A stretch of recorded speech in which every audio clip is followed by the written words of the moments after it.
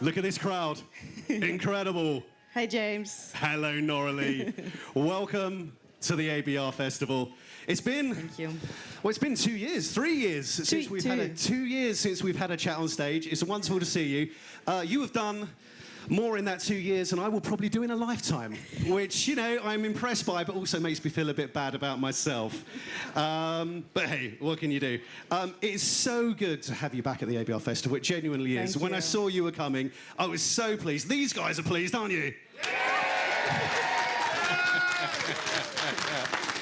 And I wanted to start by, well, congratulating you, because since the last time I saw you, not only you are probably the world's most popular YouTuber, but you're also a best-selling author. Yay! Thanks to all of you, to be fair. Thank you. Did it feel good to get that book finally in your hands? Do you want to come this way a little bit for the camera? Did it feel good to finally have that book in your hands? Yeah, it feels very unreal when you first get like the first copy and you're just like jumping around the room on your own. So, but I'm more happy that, you know, everybody else can read it too. And did any of you already read it? Yeah. Okay, yeah, okay, good. Did you like it? Okay. Would you recommend others buy it? Yes, yes, yes. So I'd like to talk about the book, because I think it's an awesome thing to have done, and to become a best-selling author in the process as well. So could you let everyone know why you decided to write a book? What motivated you to do it at this point in time? Well, since I was a small kid, since I could actually write my first words, I always wanted to be a writer.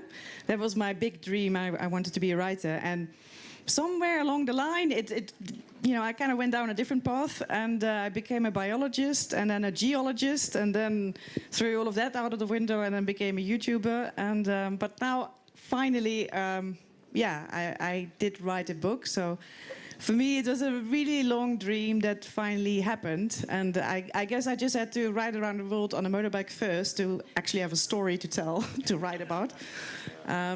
So yeah. And what a story that you do tell. When you finally got that book in your hands, because you said you had to ride around the world, then you had to sit down and get it down all on paper. When you finally got that copy of that book in your hands, which is your life, what does it feel like to have your life in your hands? Rather terrifying, because the thing is, for me, on YouTube, there's always I feel like there's a very clear divide in what is Itchy Boots and what is Noraly. Yeah. So I feel like when I'm, you know, writing and making my videos, I am Itchy Boots. But there's of course also a private part that I always feel like, okay, this is mine. You know, like I feel like you don't have to throw everything about your life on the internet. And so when I started writing the book, I kind of had the same idea, like, okay, you know, there's a divide. But I don't quite know what happened, but apparently when you start writing, or at least when I start writing, things started coming out that I was like, what am I typing? What am I typing? And it became a lot more personal than I intended it to be. And so it was quite an emotional process, actually, for myself to actually now write all of this down, because it's part of the story of why I started doing all of this, which came from kind of a sad time that I always kept to myself. I always kept that very private, but now it's in the book. So, oops. There's a flaw to the logic there, isn't there? Yeah. Has anyone been watching Noraly's journey through the UK on YouTube? Yeah. I Do you like it? Yeah. I put my hand up there too. Really enjoyed it. One of the moments I loved was your excitement at taking the book to, and I'm going to pronounce this correctly, hopefully, the Bodleian Library in Oxford. Oh my God, how amazing must that have felt? Yeah, that was really cool, because so my idea was, okay, I'm going to pause my journey towards Japan for this book tour, and what? Oh. So I'm going to pause this journey, do the book tour. So, you know, I have these book events and then coming here. But I was like, I need something more, you know, something fun to do while I'm here. So I had this. So apparently when you write a book, then the publisher will send you like some free copies to give to like your friends and family. And I decided, you are my friends and family. So I brought those copies with me. And I've just been, laying them like on a free book market. So I've been kind of like putting out little free books, and I've been dropping into bookstores to do like little, to just ask like, do you have my book? And then if they say yes, then I sign it. So, but when I was thinking about, okay, where can I drop like free copies? Then I had to think about, it's super famous library. What I actually didn't know, I only knew that later, so then I felt a little bit embarrassed, but it turns out that that library has every single copy of every book published in the UK. So it's not really that special. It has like 13 million books, and either way, my copy would have ended up there anyway, because that's just what they do. They store every single book published in the UK. But anyway, it was still cool. There's going to be a big demand for your book, so 2 copies is better than one. Yeah, there will be 2 copies now, yeah. And do you say you've been dropping them off at various parts of the UK? Yes. So if you pop into a shop and pick up Free Ride, it could have been personally delivered by you? Yes. And in, what's day today? Saturday. In tomorrow's video, I dropped one in, I'm obsessed with your red phone boots. I find them hysterical. And I found one that had a library inside. I drove past it and I'm like, what? So there's also, I dropped my book in one of those, but you'll see tomorrow where the location is. If any, no, that's not going to be you then, right? Who's going to pick it up? But if somebody is leaving tonight or tomorrow, going back towards Wales, then if you pick it up, then please let me know that somebody found it. One on stage. One, we'll carry on for a second. So both bikes are pretty fast. So there could be a stampede of people heading to North Wales. Don't finish our festival early, please, Noraly. Please don't. Yeah, sorry, no, stay here. Stay here. Yeah. So in the introduction to Free Ride, you spoke about, on YouTube, you hadn't previously shared some of the scariest and most vulnerable moments from your journeys because you were afraid of how people would respond, which sounds to me quite natural. So did it feel quite liberating to share those things that perhaps you've been keeping to yourself? Yeah, so it turns, I mean, I still struggle with, I've gotten a little bit better over the years, but I still struggle with it that when something goes wrong, which is totally my own fault, it is really difficult to keep on filming yourself. And in a way, this does not make any sense because I do my own editing, so it doesn't matter what I film. I can always decide to just cut it out and nobody will see it. But even knowing that, it's still my very first primal response when I make a mistake. I'm like, all the cameras off. I'm like, nobody is seeing this. So I literally feel like all of you are watching live through the camera, you know? Like I feel like everybody's looking at me. So I'm like, no, nobody needs to see this. So I did that a lot in the first season. And also, I don't know, it is quite difficult to film yourself when you are just scared shitless. Sorry, excuse my French, but I think that is difficult. So I did struggle with that. But that's why I think now, with writing a book, I kind of finally had the opportunity to really make the story complete. So what is on YouTube is only part of the story. And now I feel like my life is complete. Did you think twice about writing some of those entries?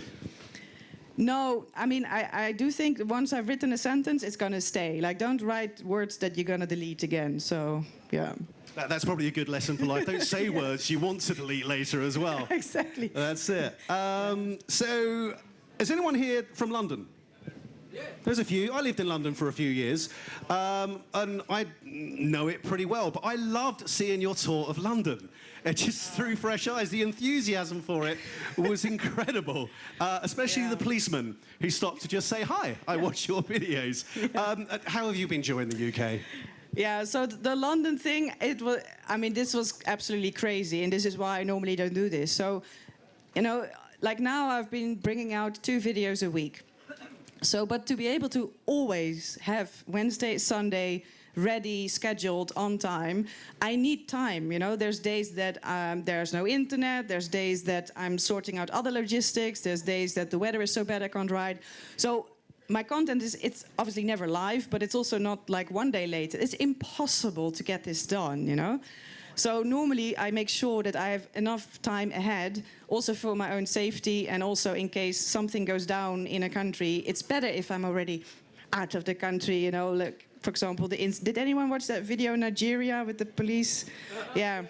So that went completely viral, and I was getting death threats after. So because people thought because I filmed corrupt police, it was my fault that they got fired.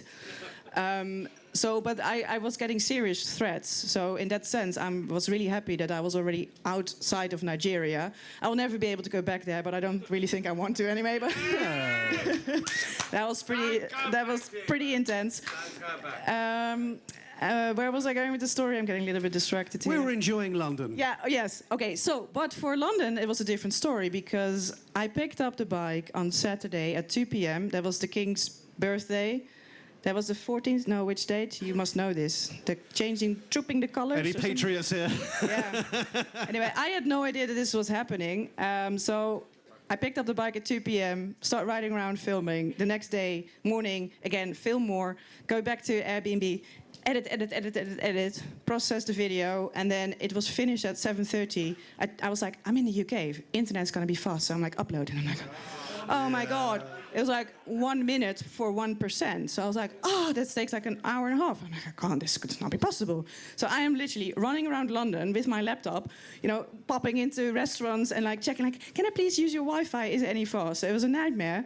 And then I finally had it uploaded at 9:30.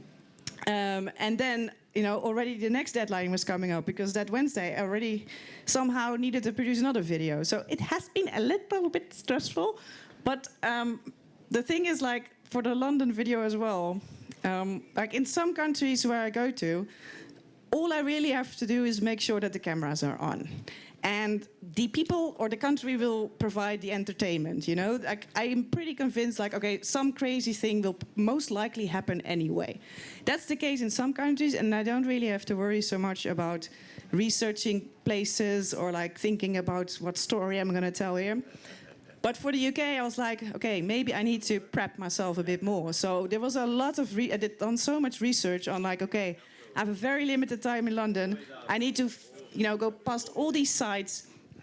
I'm getting so distracted. So I had to be, like, super efficient to, in as little time as possible, film as much content and pretend that I know what I'm talking about. And I made many mistakes because I was like, this is Westminster Abbey. And I was pointing at the House of Parliament, I think. It's close. It's next door. I try my best.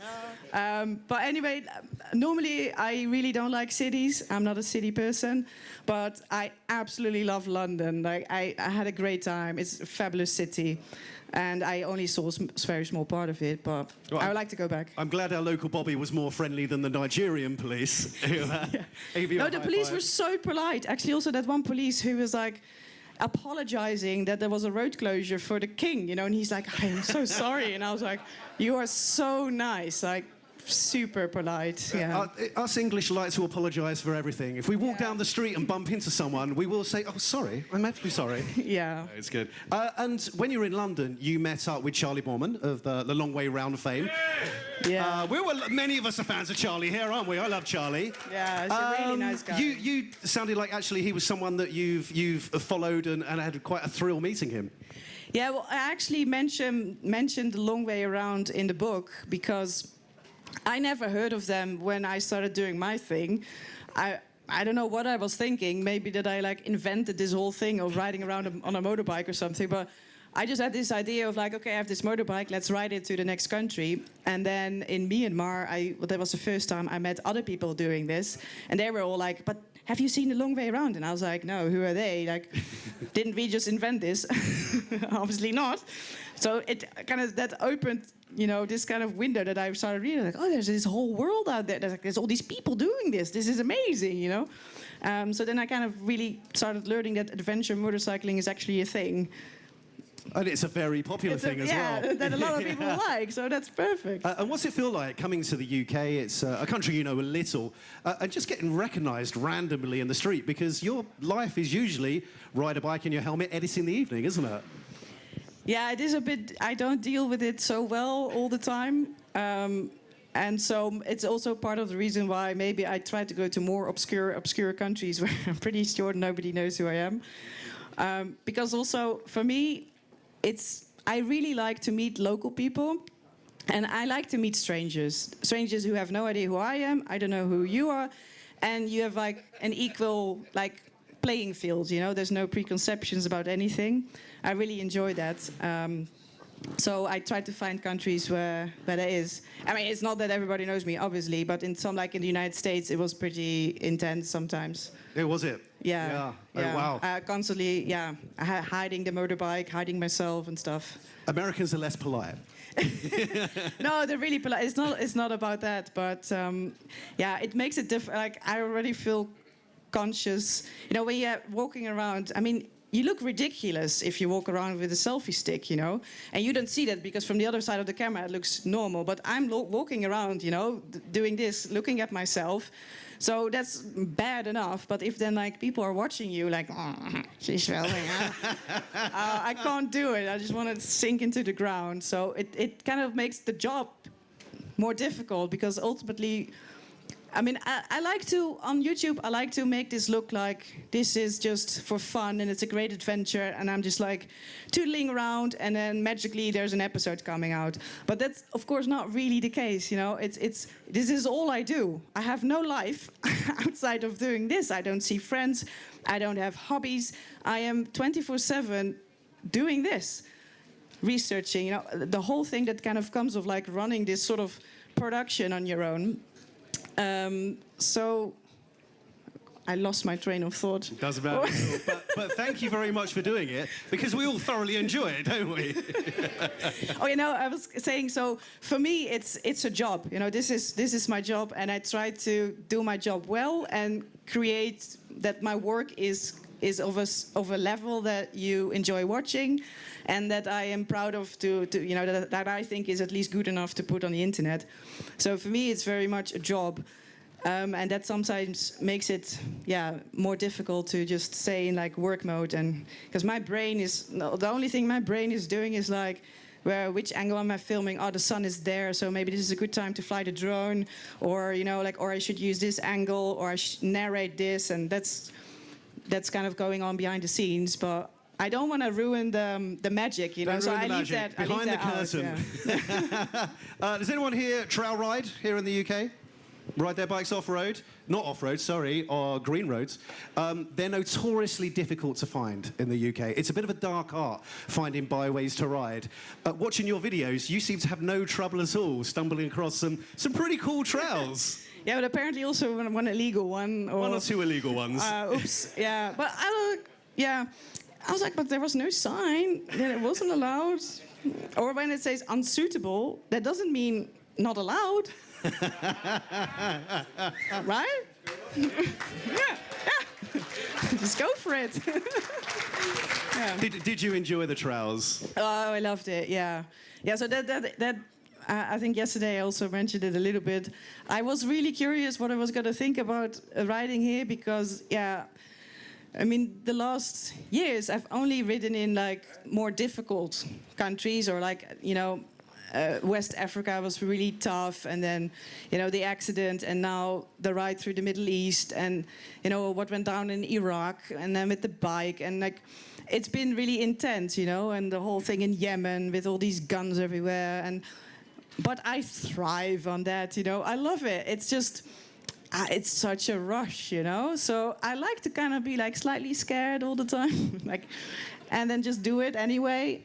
So I was kind of like, oh, but what is going to happen when I come here, you know? I'm going to be like, you know, it's so pretty everywhere, you know, and like, it's so nice everywhere. The people are so nice. Those like, Cotswold villages. Yeah, the police doesn't bother me. So I was like, how am I going to find this? But I am loving it. I'm really enjoying it. And yeah, now I realize it was a really good idea to do this now. Have this kind of intermezzo of a really beautiful, nice place with nice people before I go back to like the more difficult, places. Before the danger zones. Yeah. Before the guns are everywhere again, and So when I was watching the last, I think 2 or 3 videos of yours, I'm sure you guys did as well, I heard a phrase for the first time that as an Englishman I've never heard before, and that was a pilgrimage to the White Cliffs of Dover. And you... Sorry, I'm such a nerd, but like, who doesn't like rocks? For us, a pilgrimage to the White Cliffs of Dover is catching an early ferry to disappear off somewhere far more exciting. Tell us about your pilgrimage. But it's so pretty. Don't you like? Didn't you like the cliffs? I mean, it's amazing, you know. Like, no. And why was that such a moment for you? Well, because I have a background in geology, you know. So like, the White Cliffs of Dover are like textbook material, you know. Yeah, like you learn about them in like university. Maybe you didn't realize that, but in the Netherlands we learn about the White Cliffs of Dover. So for me, it has always been like, oh, this is a place I really would like to see one day, and now I did. Did it live up to your expectations? Yeah, I loved it. It was fantastic. You should all go and see and look. Like, yeah. It's safe to say when we announced that you were coming to the ABR Festival, everyone, including myself, was very excited. I don't know when we spoke, but you said it would be nice to have some questions from ABR readers, festival goers.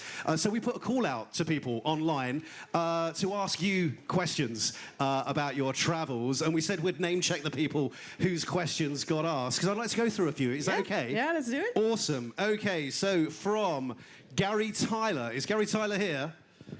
Oh, he's missing out. He's missing out. Watch the video. Gary wanted to know, how has your approach to filming and storytelling evolved since your first season? Well, if you remember the first season, the videos were really bad. And now they are, I mean, they're fine. I always know, like, it could be way better. And, you know, there's people on YouTube that I follow that I'm like, wow, they really do amazing stuff. And what I do feels so amateuristic to it. But for me, I'm happy at least with the progress that I made. Like when I started, I never created a video in my life, and I had the one GoPro and no editing skills, and everything was off. The music was too loud and not fitting, and yeah, it took me 7 hours to edit a 3-minute video. And then if you look now, my episodes are about 20-25 minutes, and I use, I don't know, 4 different cameras. I do a drone and try to mix that all together. And the editing that now takes me about like 5 hours of editing, and then still come like the processing and everything around it. But like pure editing, about 5 hours. So I've gotten much faster. Yeah, I think or at least I hope that also the storytelling has also improved. But yeah. Well, I would hope that after like 700 episodes, I might be a little bit better at it. You say you've got faster. Do you feel a little bit more pressure now when you're editing your videos to when you started? Yeah, sometimes, you know, the only time that I hate editing is when I know that nothing really special happened in that episode. And I'm looking at my computer and I'm just thinking like, oh, how am I going to turn this into like an engaging thing, you know? Because, yeah, it's all real, and like on some days nothing just really happens, and then I really feel the pressure of like, you know, it feels like the bar is just being raised all the time, and like every episode has to be better than the previous one, and I'm like, oh no, how is this going to be good? And then the thumbnail is going to be super clickbaity to try and at least still have people to watch it. So that makes it hard. But if I have a day where I know, you know, interesting things happened and I managed to film cool stuff, then I'm just so excited. I'm like, ooh, I can't wait to edit it. And then I'm just so happy to do it then. And then when it's finished, then I'm like, oh, I can't wait for them to see it, you know? So that's always good. Are you ever sad at the things that you sometimes have to leave out because there's just too much good stuff? What do you mean? Leave out good stuff? Yeah, do you ever have to leave out good stuff because you've just had the best day? No, when it has the best day, then I cut it in 2 episodes, and I'm even happier. Then I'm like, yes, 1 day of filming, 2 episodes, that's a week of content. Oh, then I'm super happy. Yeah. Good stuff, good stuff. These questions were chosen a little bit at random, so the next one's slightly unusual, but Jim Gillian. Jim wants to know, do you carry an emergency tin of food in your panniers? No. I don't know why. Yeah. No, I don't. In that sense, maybe after these years, I'm still very ill prepared. Yeah, no, I don't. I have no food. No food? No. All good. So Neil Mesky wanted to know, what do you enjoy doing more now, riding or writing, now you're a best-selling author? Now, the comparison's not really fair because it's not really the riding or the writing. Then it would be video making, I think, or writing, because nothing beats riding a motorcycle, right? So that's not really a fair comparison, but right? Yeah. But I love it both. I love writing, but yeah, I also still really enjoy the video making. I don't know, I don't know what's wrong with me, but like when I was studying and doing my previous jobs, I always thought that I was more. Do you have this distinction between alphas and betas in terms of like, yeah? So I always thought I was more of a beta, like I did science and like that sort of thing, and I never saw myself as a creative person. I was like, I'm not creative at all. And now I started to realize that I actually really love to create, and whether it's in video making or writing. And sometimes I announce, or sometimes there's a small break on the channel. And then always when I take a small break, I always feel very relieved. I'm like, oh, I can have a break. I don't need to think about the next episode. And then, but already then after a few weeks, I'm kind of like I miss the creating. I miss making something, whether it's in a video or writing. So it's 50-50. Do they both come quite easily to you, or is one of them harder than the other? Yeah, I don't know. No, I think as long as you have a good story to tell, it's always easy. But so also for the book, for example, I was like, for example, the bit in the book that I crossed Myanmar and Thailand, nothing really happened there, or I didn't really have so much to say there. So I really struggled with that bit in the book as well, that I was like, what am I going to write about it? What is the angle that I want to use for these countries? So it's the same. As long as the stories are good, then it doesn't matter what format I'm trying to tell it. Good stuff. This one is anonymous because probably the person's handle was unrepeatable or didn't make sense.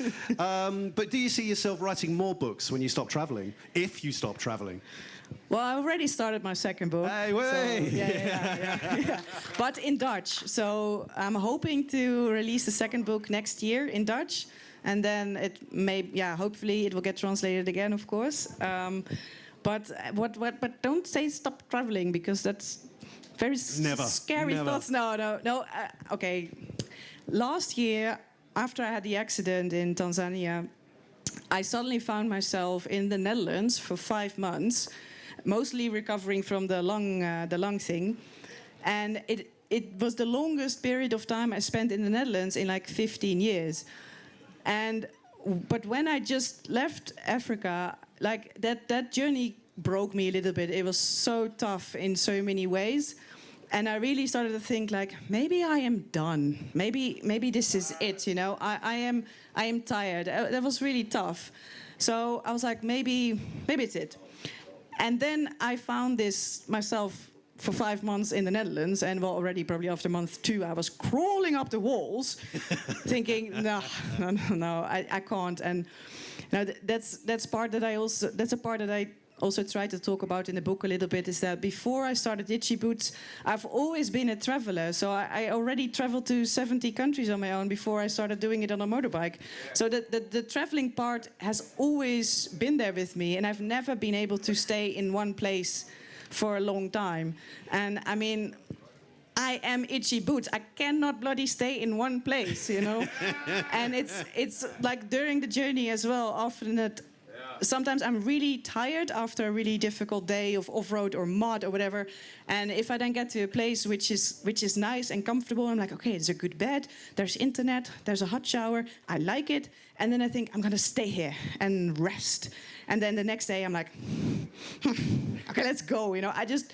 I'm just always so, the curiosity is so strong that I just need to keep going and there's always more to see, more to explore. So, yeah, I hope to keep on going for as long as possible. I take it you've never done a Netflix binge then? That would be a no. Just hold on, going on for a while. We've got another question here from Daniel Jones. It's all about the motorbikes. You love travelling by motorbike, and it shines through so clearly in your videos. Daniel would like to know, do you prefer older motorcycles, or do you prefer newer motorcycles with a little bit of technology and some creature comforts? Well, yeah, for me it's always the motorcycle that you have at the moment in that adventure is always the best motorcycle. That is your partner. That's the motorcycle that's going to take you through all of the challenges and all the barriers that you can find on your way. So you better like that bike, you know. Build a relationship with the bike. It's just going to be your only friend if you travel alone, you know. So obviously now that I'm riding, you know, I do have a little bit of a problem of calling it a vintage motorcycle because it's the same birth year as me. So it's kind of like, so that it's the same. And I say like, yeah, I'm riding an old motorcycle, and I'm like, I don't really want to say that, but anyway, 1987. So now, of course, I'm in total love with this motorcycle, and it's just an absolute joy to ride. You know, it's what I always think is that if you look at your motorcycle, you need to feel that, you know, you need to get that feeling of like, ooh, you know, I'm gonna go on a ride. You know, it needs to, you know, it needs to be exciting. And I think because this motorcycle is really quite special, and there's so much done on it, and it's so one of a kind, you know, it cannot be replaced. And that was actually the reason why I put an AirTag in this motorcycle, because I thought if something goes wrong with this motorcycle, it cannot be replaced, you know. And then, yeah, the bike got stolen in Iraq, and I only found it back because of the AirTag, so that really saved me. And then when I came to the UK, I was like, maybe I should also put an AirTag in this one, and there you go, wheels. Yeah, but found it back again, so yeah. That was good. How did you enjoy the transition to the Tenere 700 that you've been riding around the UK? Yeah, that change is massive, and I think I said it yesterday as well. You would hope so, right? After 40 years of developing a motorcycle, you know, it should be, you know, handling better. It should be, you know, an improvement in most parts. And I do think so. Like, I have to admit, it handles easier than Frankie behind me. But the reason why I went for Frankie is because it is lighter. So now that I tried this T7 and I tried it on some trails and off-road, it is heavy. And for some reason, I don't know if that happens to you, but it's always, when I am on the trickiest parts, the tank is always filled to the brim. You know, I'm like, why can't I never arrive there with a nearly empty tank and like have at least a little bit of weight? But it always is a full tank. And yeah, I'm really scared to drop the T7 because I don't know if I manage to, well, maybe, hopefully I could pick it up, but that's the thing with motorcycles. It never falls down on a nice flat surface, you know. It's always freaking upside down in a ditch and very difficult, so, yeah. You don't want to end up upside down in a ditch. Definitely not. Okay, our next question is from Kiki Wrights, who asked, how do you balance riding time with the need to edit video, work on social media, and do everything you need to do to be Itchy Boots? Yeah, well, yeah, I already touched on that a little bit. It's just I don't do anything else. It's just, yeah, it's all I do. And I do like to always ride full days. I'm not someone who likes to ride for like a few hours only and cover a little bit of distance and then stay again. Like, if it is a riding day for me, I prefer it to be from morning until late afternoon and ride, you know. I don't like to stop either. Like, I'm terrible at like stopping for photos. I hate it. When I'm on the bike, I just want to keep going, no stopping, keep going for as long as possible. And on Frankie, that's actually really nice because the tank is absolutely massive and I get like a 400-kilometer range. On the T7, my range is much less, maybe also because I ride a bit faster on the T7. But yeah. Good answer. That's it. Excellent. So the next question is from Wayne Hughes, who was curious to know what's the hardest and the easiest border crossings that you've done? Okay. You've done a few. Yeah, there were a few. Like, I think the hardest were the ones getting from Iraq into Iran and then back from Iran back again into Iraq. Those were really tough. And yeah, it's just in some, I don't know why they make it so complicated. You know, it seems to be like a rule, like a border crossing has to be complicated and confusing, otherwise it doesn't count, or I don't know why they do it, but you're literally running around. I think it took me 8 hours to cross from from Iran back into Iraq. And it was not 8 hours of waiting to be let through. It was literally 8 hours. I felt like I walked a marathon of like running here, getting a pink paper, running there, paying something, running there, getting a yellow paper. And it was just for 8 hours straight. That's the procedure, and you wonder like, how does this work? I don't know, but that was a really tough one. And also because, okay, I didn't actually share this anywhere. I knew, so when I was there, Iraq decided to do a population count. So they announced, we are going to close the entire country, both the outside borders and all the inside borders. It was really like going back to COVID times. Everybody had to stay home, and then somebody was going to go home by home to count how many people live in Iraq. How long did they think that would take? 3 days. 3 days. So 3 days. And I heard about it. I was like, you have to be kidding me. And at that time, I had just crossed into Iran because I had a little bit of a visa problem, right? So to really cross Iraq, I had to go quickly into Iran, ride a little bit in Iran, and go back to Iraq. So I was in Iran, and I knew they're going to close the border for 3 days to count the people. So I was in a rush. I was like, I want to be back in Iraq because I already felt a little bit uncomfortable in Iran, which you might understand now, with everything that's happening. Already then it was a little bit of tension. So I was like, I don't want to stay in Iran. I need to make sure I get back to Iraq. So, and then it took a really long time, and then they gave me the wrong stamp, and they were like, you cannot leave Iran because there's a wrong stamp. And anyway, it was a whole thing. And then I finally reached Iraq, and it was already dark, and I couldn't make it to a hotel. And I also knew, like, now the country is going to lock down, so wherever I end up now, I will be stuck there for 3 days. And then luckily, so I met this guy at the border who was like, oh, I'll help you. So I'm like, okay. And then he said, come stay in my mom's house. And they kind of thought that tourists would be able to travel freely, but no, of course not. So then I stayed 3 days with Mohammed and his mother in his house. And that's when we got a little bit bored after day one. So then Mohammed was like, let's go ride our bikes. And I was like, but we can't, like, it's all locked down. He's like, no, it will be fine. And that's also the reason why there was so much police in those episodes, because we were not allowed to do that. And then, there's another story that I also didn't share. Okay, so what happened then? So Mohammed was like, I'm going to take you to a really cool place in the mountains, right? That's where Saddam Hussein was like fighting with Iran. Super cool. I was like, okay. So, and he's like, bring your drone. I was like, I don't think that's a good idea, like, it's like the border area. That's usually not a great place to fly a drone. I was like, it's probably not allowed. He's like, no, we do it all the time.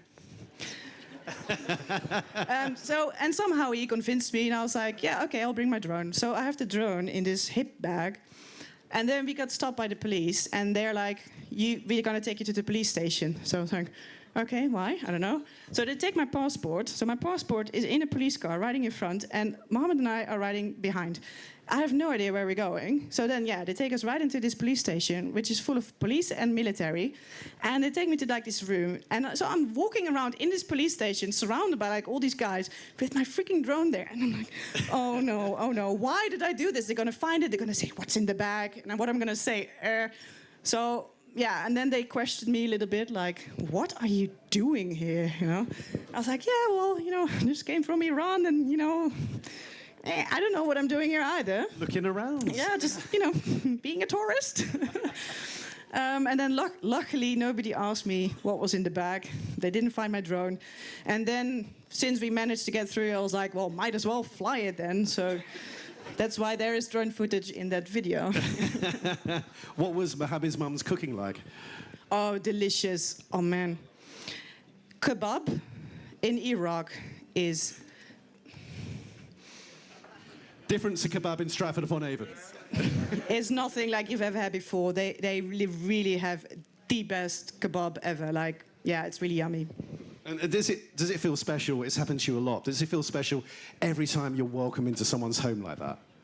Yeah, it does. Yeah, and I also always feel like I don't want to film. If that happens, I usually don't film inside somebody's house, unless like sometimes if it's like a homestay and people are used to like having tourists or like it's a paid thing, then usually I can film. But if I'm invited like this, then I don't want to, film the inside of their house and put it on the internet and for everybody to see. Like I feel like that's their, that's their private home. So, but but I so want to talk about it, you know. So I'm really like, oh, I wish I could, you know, show you how it was and how it looked like. But you know, there's boundaries, and you gotta respect that. Yeah. I want to tell the world about this kebab. Go on. Next question: of all the bikes you've ridden on your adventures, which was your favorite?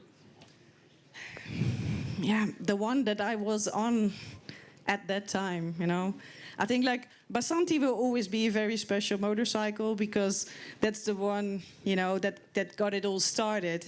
Though in that sense, you know, that's definitely a very big one. And then, of course, Alaska, the Honda CRF 300 Rally is also a very big one because that's the bike that I did by far the longest distance with.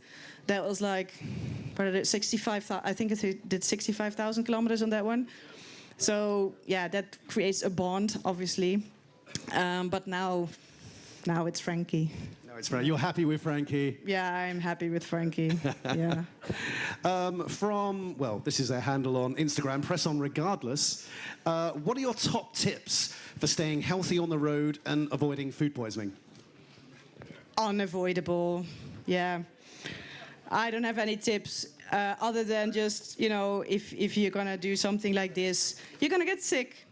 And you just go through it and deal with it. But yeah, I'm always, yeah, you can try prevent things, but I think it's better to have the mindset of accepting that things will go wrong, you will get sick, and just mentally prepare yourself for that. And then when it happens, you're like, oh yeah, there it is. Yeah, I saw that coming. So, yeah.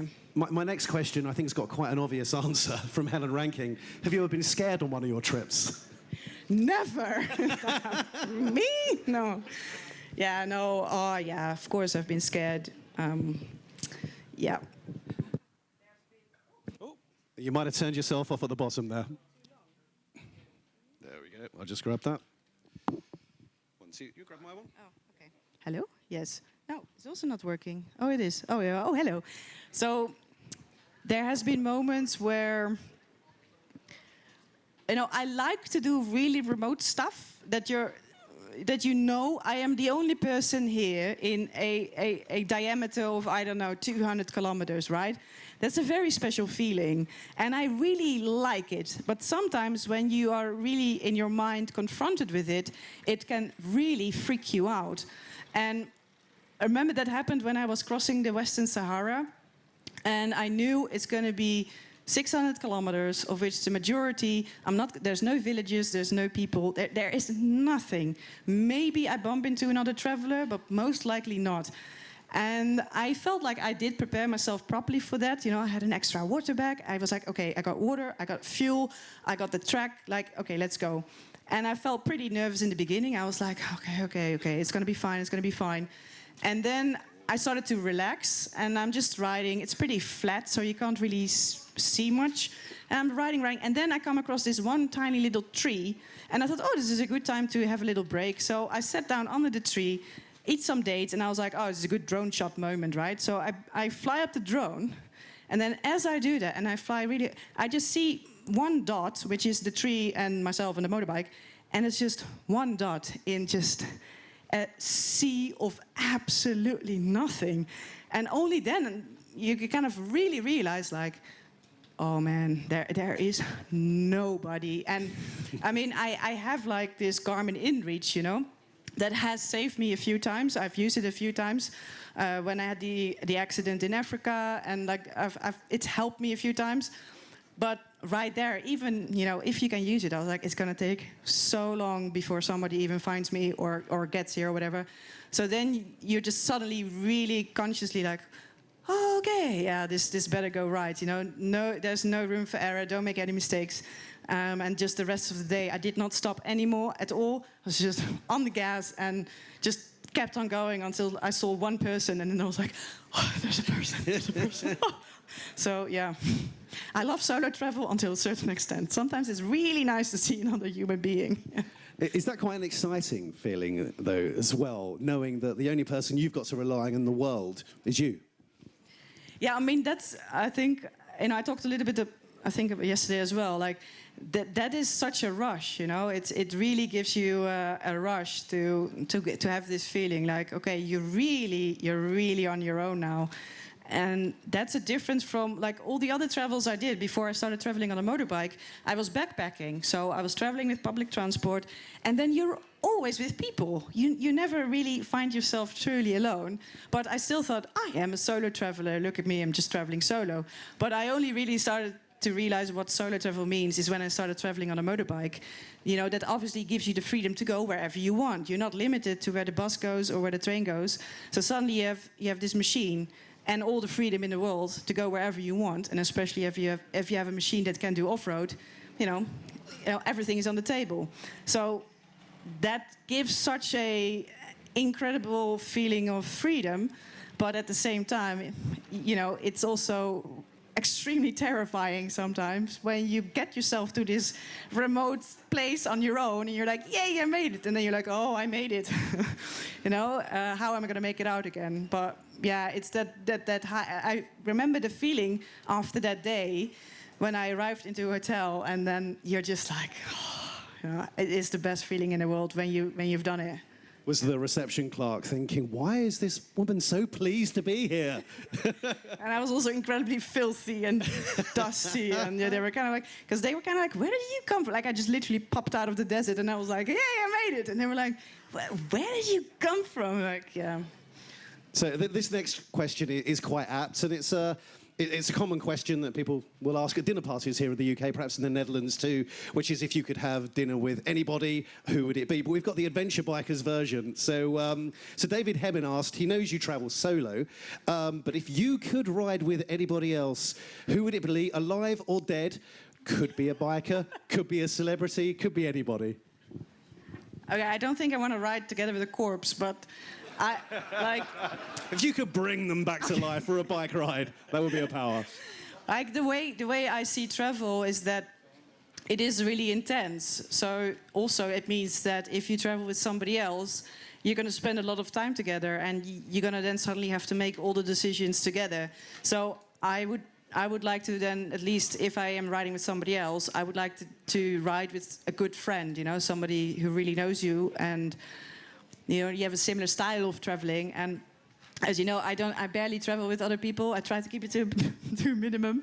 But you know, I've ridden together a few times with Charlie, my friend, and I would pick him also because he also runs a YouTube channel. So we both have that same, you know, because if I would ride with someone else, it's really not fun to ride with me, you know, because I'm all the time like, you know, worried about the cameras and like changing batteries and like, you know, randomly narrating a story. So I would probably pick someone who does the same, and then you both are crazy.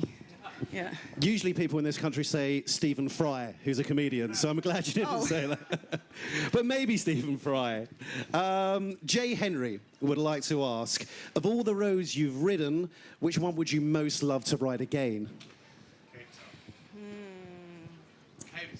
Probably, yeah, I think maybe again the Pomer Highway, because that made such a big impression on me.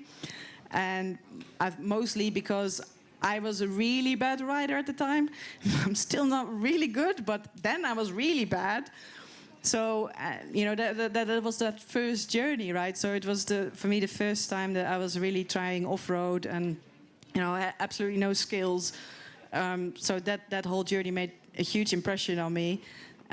So I would, and I would like to go back as well, because I really believe that the videos could have been way better. So I would like to get a do-over and make like real good episodes about it.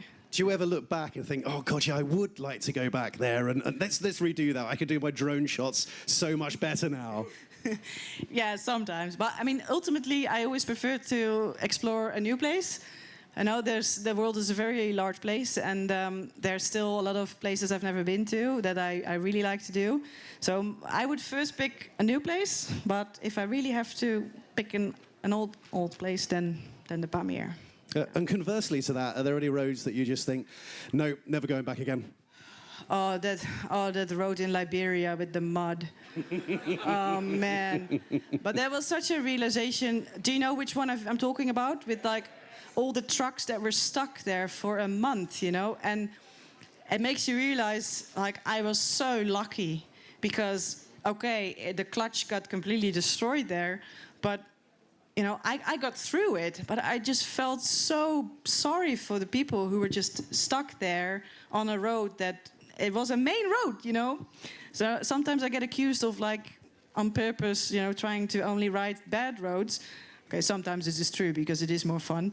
But in this case, it was quite a major road and just so difficult. So it was really hard to see that everybody was struggling there so much, and just machines getting broken and people having to camp literally in the middle of the forest for a month. So yeah, I wouldn't want to do that again. Let's not go back there and get a new drone shot. Yeah, and kind of linked to that, Steiny has asked, what motivates you to keep going when things get really tough? Well, often I don't have a choice, really. So yeah, I think you just have to keep going. I do turn around. If I'm like, okay, this is too much or whatever, if I can turn around, I do. But in a lot of the cases, it's just not possible. There's one way, and you have to commit. If you start it, you have to finish it. So I don't think you really need motivation. You just realize it just has to be done. And you just got to get on with it. Just keep on going. Just keep on going. Just don't think, just do. You mentioned earlier you like to riding new places. Where's top of your bucket list? So I really want to go to Japan. Although I think I maybe want to see Japan more for its culture, the food, the site, because everybody's telling me that there's not a lot of off-road that you can do in Japan, so it might be more road-based. Plus, at this point, I don't even know if it's going to be possible to ride Japan with this motorcycle, because they have really strict rules if you bring in a foreign motorcycle. So I actually don't even know if it's going to be possible. It's going to be a bit of an anti-climax, because I've been shouting like, I'm riding to Japan! And then I might not ride there, but anyway. So yeah, that's the country that I've been always wanted to go. And I'm actually also really looking forward to Mongolia, because I have traveled in Mongolia before on a horse. I went with a horse and chasing you have these reindeer nomad people that are just, nomadic people with a herd of reindeer, and they just roam around in Mongolia, and I went to see them with a horse then. But yeah, what I remember from that time, I would love to do on a motorcycle, so I'm really looking forward to that as well. Have you been to Australia yet? Yeah, I lived there and worked there. Then you've very much experienced it. Any plans to go and film there? I don't know, because for me, Australia, it's a really cool place, and they have amazing riding and amazing places. But I am always I always have the mindset of the video making. I'm always thinking about the content. Sorry, this is really boring, but it is like that. So in my view, I'm I know from Australia that distances are huge, and you're going to have to cross huge distances with flat terrain, nothing really much. And my format is basically 1 day, 1 video. Okay, I don't always make that. Sometimes I do need 2 days to have enough story to tell for 1 video, but the basic format is what I do in 1 day is 1 video. And I just really worry if I go there that there's not going to be, that there's nothing happening. You need to have a chat with Adam Riemann, see if he can give you any tips of places to go. Okay, maybe if he can convince me, I will go. I think he'll probably go riding with you. If that'd be a very cool mashup. Adam Riemann. And he's a filmmaker as well, so yeah, maybe. He's a damn good filmmaker, isn't he? Yeah. I've got one. They say travel is the best education. It helps you grow. How do you think you've changed over the years of traveling the world? I don't know. maybe you feel that I've changed since. I've definitely gotten older and I have gray hairs now. But I don't know. I think for me, it's mainly the difference between traveling. The mode of traveling really makes a huge difference for me. So, you must also experience this, when you're on a motorcycle, and I think especially if you're on your own. If you're with a group, it's a bit different, People don't usually tend to approach a group of people. But if you're on your own, and because you're on a motorcycle, instead of a car, which is completely closed, you are very approachable, And if you open your visor, people must start talking to you too, right? Yeah. So for me, that besides the obvious love that we all have for motorcycles, for me is traveling on a motorcycle it has to be the best way to travel, you know, because it's so easy to interact with people and meet new people, and there's always something to talk about, especially if that person also likes motorcycles. So I think for me it's only like over the years I've just really started to appreciate that more, like how freaking awesome it is to travel around on a motorcycle. Woo!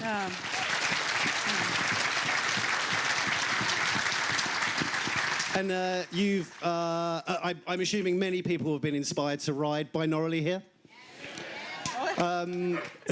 You are, wow, we've got a new rider. You are an inspiration, and I know sometimes it does feel a little bit overwhelming to you, and you said that to me in the past. But if you could give a message out there to people looking to go out and embark on their own adventures, what would it be? Yeah, but why are you waiting? Tell me, like, what is holding you back? Yeah, I don't know. I've never had that feeling of like something is holding me back. If I want something, I go and do it.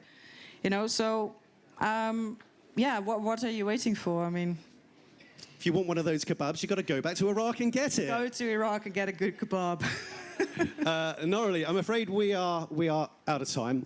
It's been an absolute privilege and so enjoyable to hear about your travels. Now, you are signing copies of your book. That's right. So to the right of Noraly, this side, if you would like to buy a copy of Free Ride, you can buy one there. And then Noraly, then please loop around, because Noraly will be over on the left-hand side, right-hand side of the stage, over here signing them.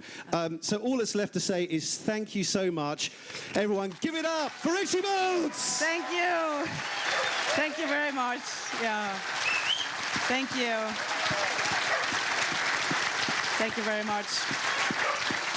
Yeah. Thank you all very much for coming.